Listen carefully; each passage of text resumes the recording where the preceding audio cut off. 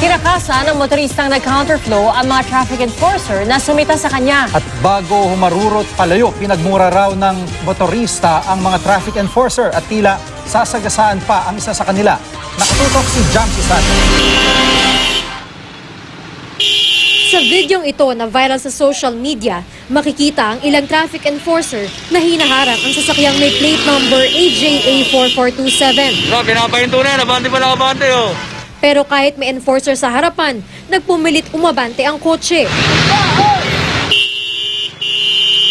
Ang enforcer sa harapan, unti-unti nang napaatras. Lumapit ang enforcer sa driver's window habang ang isa pang enforcer nagpunta sa harap ng kotse. Pero walang epekto sa driver na tuloy sa pag-abante hanggang sa tuluyang makaalis.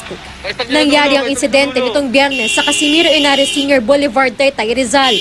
Ayon sa Taytay Traffic Management Group, nag-counterflow ang sasakyan kaya pinatigil para sa natikitan. Noong una ay raw buksan ng driver ang bintana. Katok naman ako. Ma'am, ibaba mo muna po yung bintana nyo para kausap kayo ng maayos. Ang sabi naman sa akin, binaba ng konti.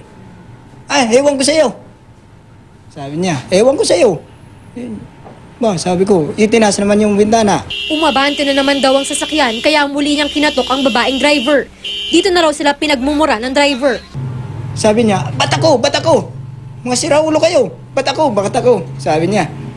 Ay, sabi ko, ma'am, hindi po ganun yung usapan natin. Kakausapin ka namin. Na dapat, kung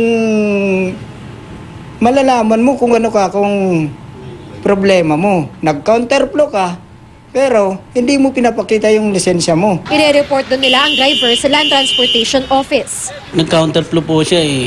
Kung hiningi po ng lisensya na maayos sa kanya, bakit ganun po ang attitude niya sa mga enforcer?